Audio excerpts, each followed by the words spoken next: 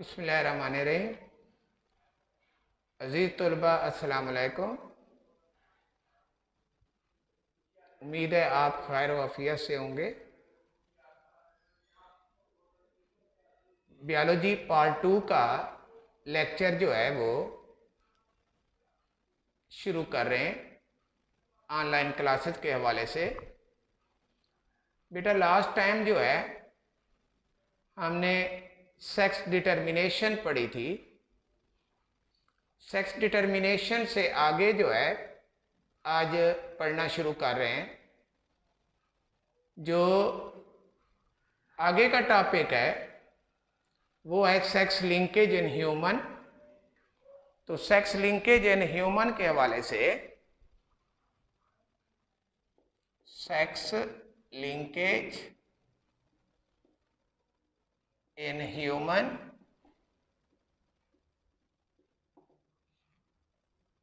ये आज का टॉपिक है। देखो बेटा, सबसे पहले जो है सेक्स लिंकेज, एक तो वो डेफिनेशन बोलेंगे, दूसरा सेक्स लिंक्ड ट्रेट उसकी डेफिनेशन बोलेंगे, और फिर सेक्स लिंक ट्रेट की जो टाइप्स हैं उनका जिक्र करेंगे।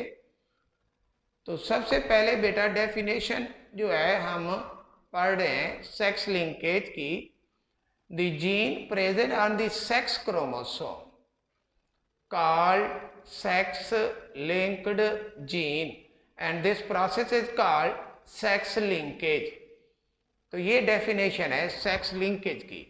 उसके बाद जो अगली डेफिनेशन है जिसका मैं अभी जिक्र कर रहा हूं वो है sex link trait, the trait that is controlled by gene, the trait that is controlled by gene present on the sex chromosome called sex linked traits. तो सेक्स लिंक ट्रेट्स जो हैं वो सेक्स लिंक डोमिनेंट ट्रेट भी हो सकती हैं, sex link recessive trait भी हो सकती हैं। तो सेक्स लिंक ट्रेट्स जो हैं वो दो किस्म की हैं। Number 1 sex linked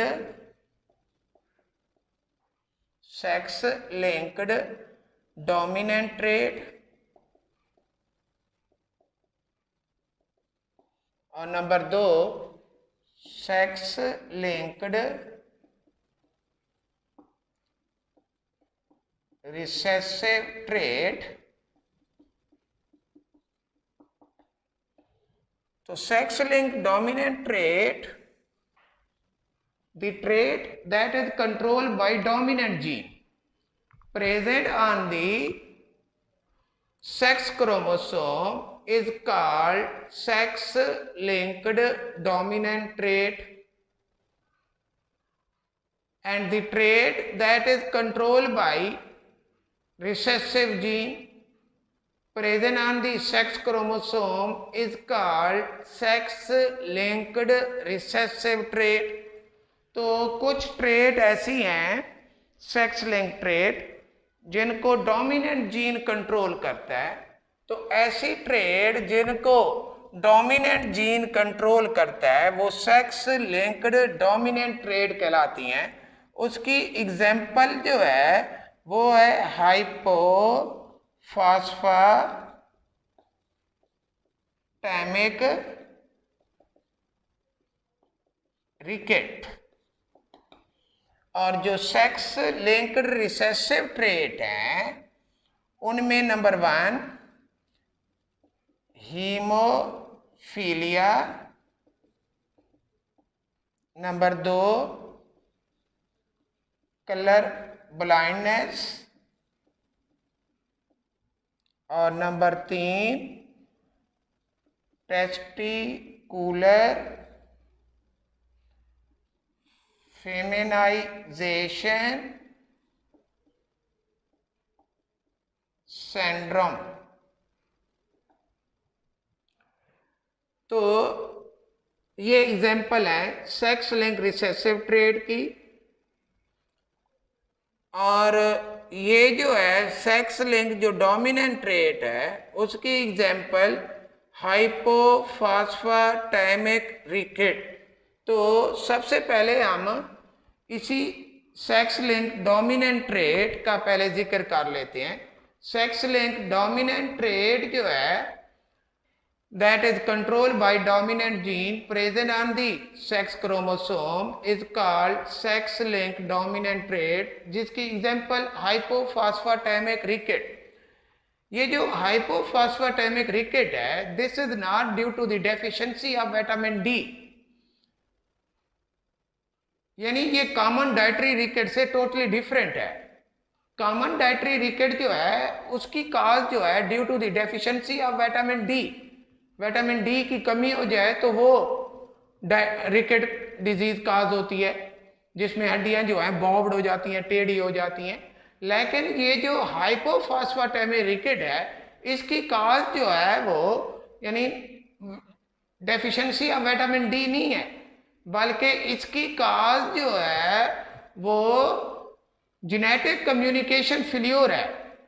genetic communication failure at molecular level, यानी बॉडी के अंदर जो है जीन का जो आपस में जो राब्ता होता है वो राब्ता जो है खत्म हो जाता है, जिसकी वजह से जो है ये बीमारी लाक होती है। क्योंकि वो जीन जो है वो दरअसल म्यूटेंट हो जाते हैं। तो जीन जब म्यूटेंट हो जाते हैं तो फिर उसकी वजह से जो है वो पर्सन हाइपोफॉस्फेटेमिक रिकेट का शिकार हो जाता है, जिसमें जो है उसकी बोन के अंदर जो है कैल्शियम और फास्फोरस की जो मिकदार है वो कम हो जाती है और यूं हड्डियां जो है वो मजबूत नहीं होती और कमज़ोर हो जाती हैं और वजन पड़ने पर बॉब्ड हो जाती हैं, टेढ़ी हो जाती हैं। अब ये जो है हाइपोफॉस्फेटेमिक जो रिकेट है, देखें मैंने इसकी काज लिखी है। काज वो जो है वो बताई है। वो काज क्या है? वो काज है genetic communication failure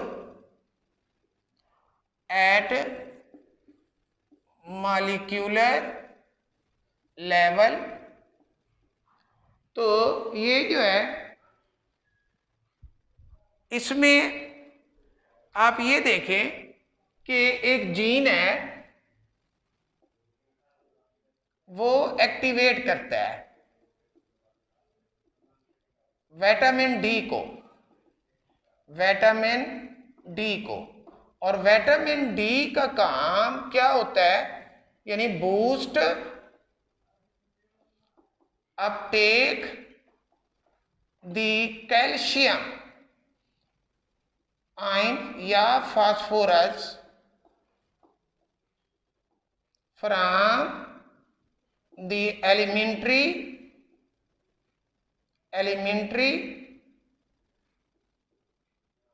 canal and transfer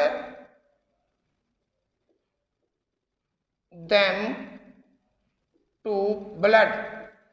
यानी विटामिन डी का काम कैल्शियम और फास्फोरस को एलिमेंट्री कैनाल से निकालना और उसको किसके अंदर छोड़ना? ब्लड के अंदर। और ब्लड जो है फिर वो उस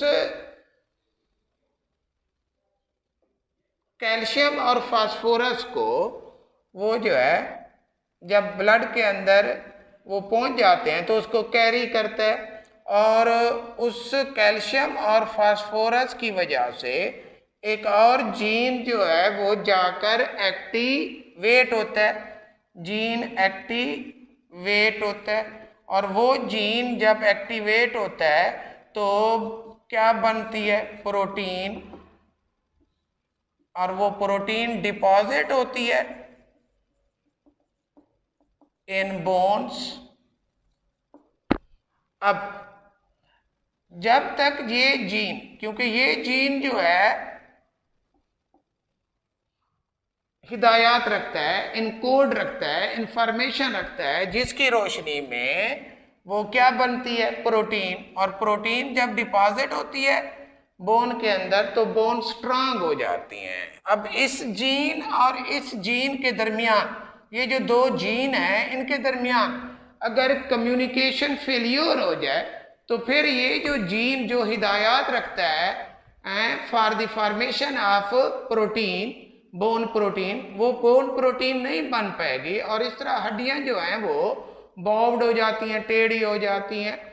तो उस डिसऑर्डर को फिर क्या बोलते हैं, हाइपोफॉस्फेटेमिक रिकेट का नाम देते हैं।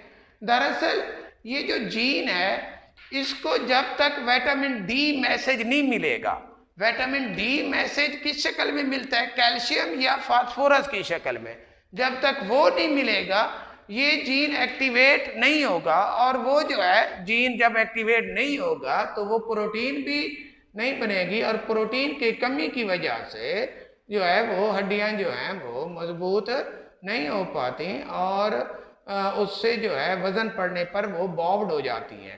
तो ये जो है बेटा आज हमने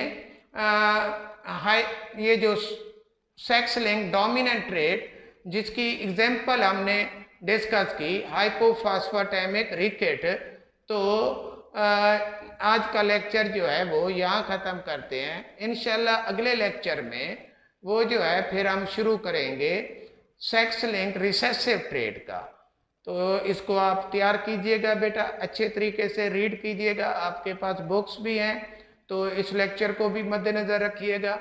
तो अल्लाह ताला आपका हामी व नासिर हो। थैंक यू बेटा, अल्लाह हाफिज़।